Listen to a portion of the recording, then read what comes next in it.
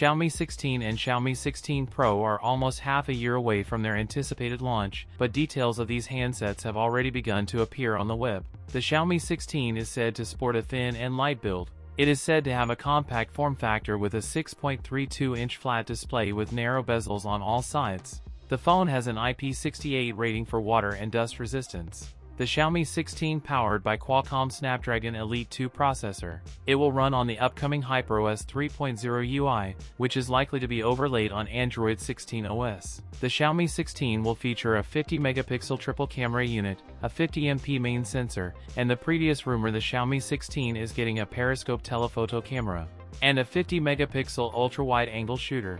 It boasts a 32-megapixel front camera. The Xiaomi 16 will reportedly house a 7000 mAh or larger battery unit. That's it for today's video. If you enjoyed it, don't forget to like, comment, and subscribe for more content. Thanks for watching, and I'll see you in the next one.